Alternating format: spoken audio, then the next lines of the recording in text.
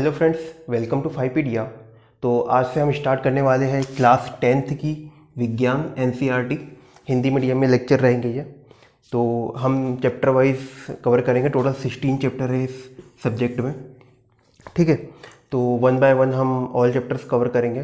तो आप एंड तक बने रहिए। मैं आपको प्रॉपर नोट्स भी प्रोवाइड कराऊंगा, इसमें एक्सरसाइज के सॉल्यूशंस इसमें मैं आपको प्रोवाइड कराऊंगा और टोटल थ्योरी जो है मैं एक्सप्लेन करूंगा, ठीक है। तो चलिए शुरू करते हैं अध्याय 1 से। तो बात कर लेते हैं हम अध्याय 1 रासायनिक अभिक्रिया एवं समीकरण में। पहले 9th में जो हमने बेसिक चीज़ें पढ़ी है, भौतिक परिवर्तन और रासायनिक परिवर्तन। एक्चुअली में होता क्या है कि हम अपनी डेली लाइफ में बहुत सारी चीज़ें जो है देखते हैं जिसमें कुछ चेंजेस होते हैं। जैसे कि हम दूध को किसी टेम्परेचर पर रूम में छोड़ देते तो उसमें कुछ परिवर्तन हो जाता है। भोजन को पकाया जाता है, उसमें कुछ परिवर्तन हो रहा है। तो हर चीज़ों में कुछ ना कुछ परिवर्तन हो रहा है। तो उसमें दो तरीके के परिवर्तन होते हैं, जिसे कहते हैं भौतिक परिवर्तन और रासायनिक परिवर्तन। तो पहले हम इसे डिफाइन कर लेते हैं। तो भौतिक परिवर्तन में होता क्या है, केवल पदार्थ की भौतिक अवस्था में चेंज होता है।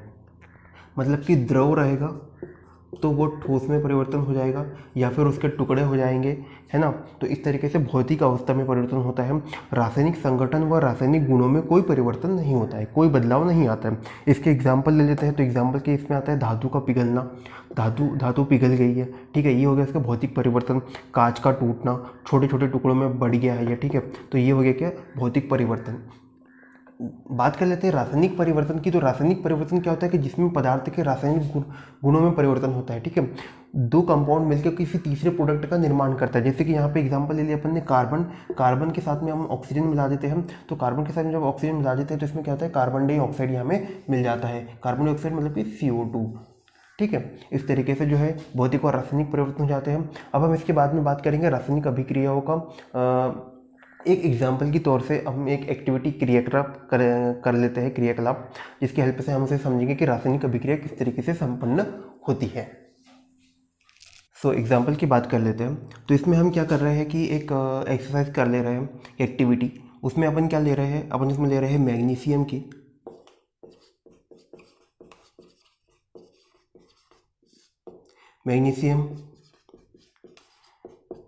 रिबन ले रहे हैं, ठीक है। मैग्नीशियम रिबन ले रहे हैं 3 से 4 सेंटीमीटर की, जिसको हम क्या करते हैं, रेगमाल जो कि वाइट पेपर होता है, उसकी वजह से हम इसे क्या कर लेते हैं, उसकी मदद से हम इसे साफ़ कर लेते हैं, ठीक है। ये अगर आपको पूछा जाए एग्जाम में तो ये एग्जाम्पल आप दे सकते हो कि मैग्नीशियम की रिबन ले ली 3 से 4 सेंटीमीटर की, रेगमाल की मदद से हम इसे साफ़ कर लिए इसे हमें, ठीक है। उसके बाद में हम इसे क्या करते हैं कि एक चिमटे की मदद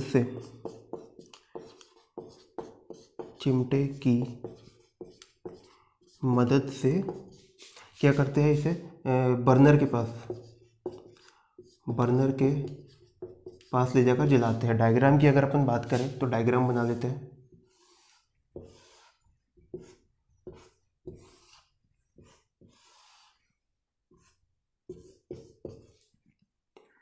ठीक है। तो हमने क्या करा, यहाँ पे एक बॉल रख दिया जिसमें कि हम उसकी जो राख जो निकलेगी एस, वो हम उसमें जमा कर लेंगे, ठीक है। और ये अपना बर्नर है इस तरीके से, ठीक है, ये अपना बर्नर है। ये हमने जो है चिमटे की मदद से, ये अपना चिमटा है, ठीक है। डायग्राम जो है आपकी ये बुक में दे रखा है, वहाँ पे आप देख लेना काफ़ी अच्छे से। और एग्ज़ाम में जो है डायग्राम काफ़ी अच्छे बनाना है। यहाँ पे हमने ये मैग्नीज की क्या है, रिबन अपन ने पकड़ रखी है और इसे हम क्या कर रहे हैं, जला रहे हैं। तो इसकी जो एस निकलेगी यहाँ पे जमा हो जाएंगी। तो ये हमें क्या निकल के आता है, ये जो पाउडर हमें निकल के यहाँ पे मिलता है, इसकी राख जो मिलती है वो होती है क्या, मैग्नीशियम ऑक्साइड निकल के आता है, ठीक है। तो हमने इसमें क्या किया कि मैग्नीशियम रिबन को ऑक्सीजन की प्रेजेंस में बर्न करा, ठीक है। ये क्या है, बर्नर है, बर्न करा तो उसकी कुछ राख हमें मिल जाती है, ठीक है। तो सफ़ेद कलर में ये जलता है और उसकी कुछ राख मिल जाती है जो कि होता है कि मैग्नीशियम ऑक्साइड। तो ये इसका एग्जाम्पल हो गया, ठीक है। अब नेक्स्ट जो एक्टिविटी जो है, क्रियाकलाप जो हमने अभी किया, उसको बताने के पीछे मेरा मोटिव यही था कि हमें पता चल जाए कि रासायनिक अभिक्रिया हुई है या नहीं हुई है, वो हम कैसे बताएंगे। तो पहला क्या होता है कि उसकी अवस्था में परिवर्तन हो जाता है।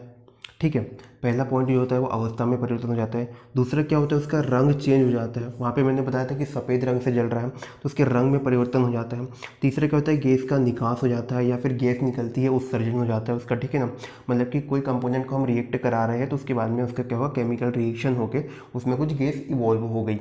ठीक है, तीसरा क्या होता है कि तापमान में परिवर्तन, वहाँ का टेम्परेचर जो है वो चेंज हो जाता है।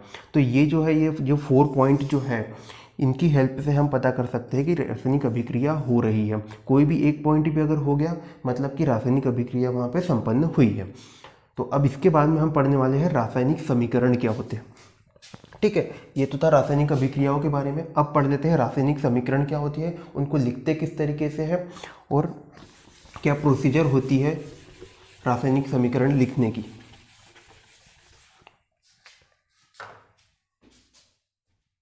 तो रासायनिक समीकरण में क्या होता है कि जैसे हमने क्रियाकलाप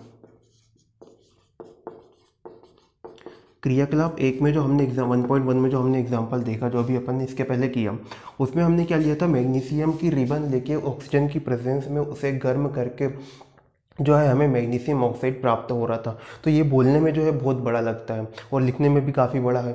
तो इसको शॉर्ट में लिखने के लिए जो है रासायनिक समीकरण का डेवलप किया गया। तो रासायनिक समीकरण में हम किस तरीके से लिखते हैं, जैसे कि हमने क्या लिया,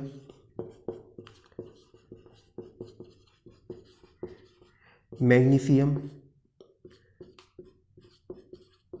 रिबिन, ठीक है, प्लस ऑक्सीजन। तो ये मिलकर हमें क्या बना के देता है, मैग्नीशियम ऑक्साइड।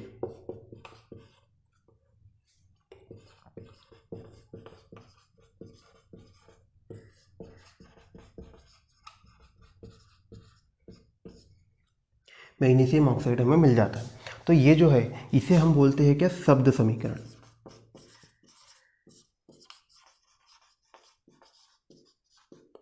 शब्द समीकरण कहलाता है क्योंकि हमने क्या शब्दों में लिखा है। अब इनको क्या कहते हैं हम, इधर साइड वाला, ये क्या हो गया अपना लेफ्ट हैंड साइड, ये हो गया क्या अपना राइट हैंड साइड। ठीक है, तो लेफ्ट हैंड साइड में क्या है, ये रिएक्ट कर रहे हैं, इनको हम बोलते हैं अभिकारक। अभिकारक या फिर रिएक्टेंट्स। और इधर जो बनता है राइट हैंड साइड में, इन्हें हम बोलते हैं क्या, उत्पाद या फिर प्रोडक्ट्स। रिएक्टेंट्स रिएक्ट करते हैं और प्रोडक्ट को बनाते हैं। ठीक है, तो और इसमें और एक बात, अगर दो या दो से ज़्यादा रिएक्टेंट्स है अगर यहाँ पे, तो इसमें क्या प्लस साइन की हेल्प से हम लिखते हैं उन्हें, जैसे कि यहाँ पे हमने लिखा है प्लस साइन की हेल्प से। ऐसे ही सेम जो है उत्पाद, प्रोडक्ट जो होता है, उसमें अगर 2 से ज़्यादा अगर प्रोडक्ट बन रहे हैं तो भी हम इसमें प्लस साइन का इस्तेमाल करते हैं। ठीक है, तो ये तो क्या किस तरीके से लिखते हैं, और बीच में ये जो है ये एरो लगाते हैं। एरो ये दर्शाता है कि जो है ये रिएक्शन इधर से उधर की ओर जा रही है, इधर साइन है इसका। ठीक है, तो मैग्नीशियम और ऑक्सीजन मिलके मैग्नीशियम ऑक्साइड बना रहा है। तो ये हो गई अपना क्या, रासायनिक समीकरण का शब्द समीकरण रूप। अब इसका हम रासायनिक समीकरण कैसे लिखते हैं, अब हम देख लेते हैं इसका कि इसका हम रासायनिक समीकरण कैसे लिखेंगे। रासायनिक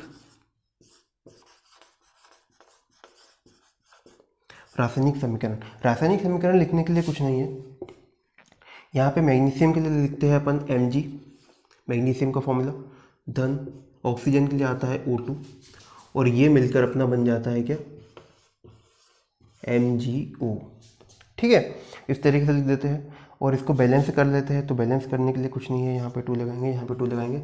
बैलेंस किस तरीके से करती है ये हम अभी इसके बाद में पढ़ेंगे, अभी उस पर ज़्यादा कॉन्सेंट्रेट मत करो। बस ये हो गया इसका क्या, रासायनिक समीकरण, और ये हो गया इसका क्या, शब्द समीकरण। ठीक है, अब इसमें क्या होता है कि जैसे कुछ जो होते हैं वो होते हैं क्या, सॉलिड होते हैं, सॉलिड मतलब कि ठोस होते हैं। ठीक है, कुछ जो होते हैं वो क्या होते हैं, लिक्विड होते हैं, और ये क्या होते हैं, गैस होते हैं, कुछ गैस।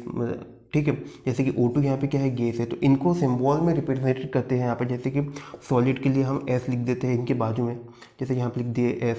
ठीक है, O2 के लिए यहाँ पे G लिख दिया अपन ने, जैसे गैस है ये तो यहाँ पे G, तो ये इस तरीके से भी इसमें लिखते हैं। तो ये भी क्या होता है, रासायनिक समीकरण का ही एक रूप है, एक भाग है, ठीक है, जो हम उसमें दर्शाते हैं।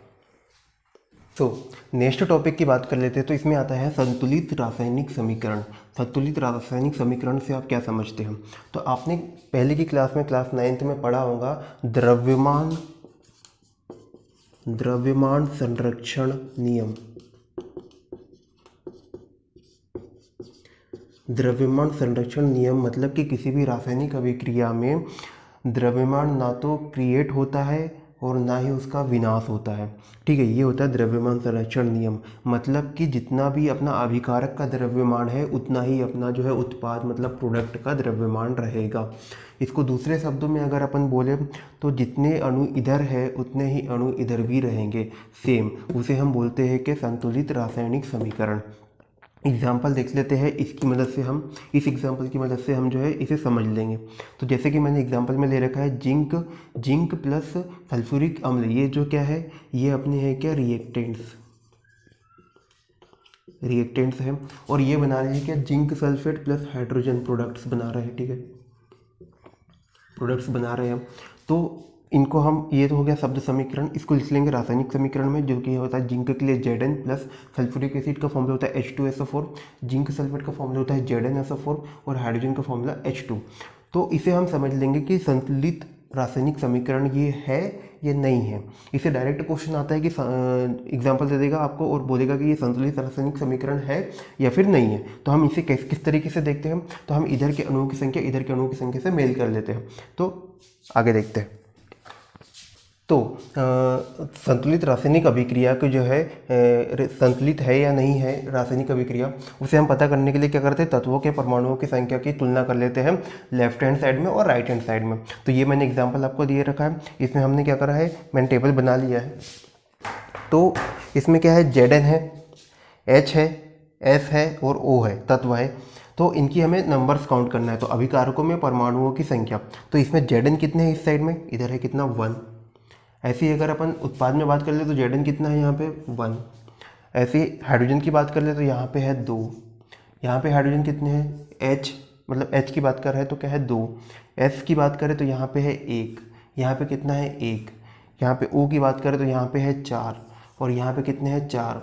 तो जैसे कि आप देख पा रहे हो यहाँ पे भी 1 है, यहाँ पे 2, यहाँ पे 1, यहाँ पे 4। तो ये क्या है, इक्वल है। तो इसे हम क्या करेंगे, संतुलित रासायनिक समीकरण, ठीक है। तो आज की क्लास में हम यहीं तक करते हैं। कल हम पढ़ेंगे कि संतुलित रासायनिक समीकरण बनाते कैसे हैं, मतलब यदि कोई रासायनिक समीकरण असंतुलित है तो उसे हम संतुलित किस तरीके से बनाएंगे, उसकी प्रोसीजर्स होती है, 5-6 पॉइंट होते हैं, अकॉर्डिंगली हम करते हैं तो संतुलित हो जाती है, ठीक है। तो अगर आपको ये वीडियो पसंद आया हो तो इसे लाइक कीजिए, कमेंट कीजिए, आपके डाउट्स कमेंट सेक्शन में आप कर सकते हो, या फिर हमारी टेलीग्राम पे चैनल है वो ज्वाइन करके वहाँ पे आप कमेंट्स पूछ सकते हो। Thank you.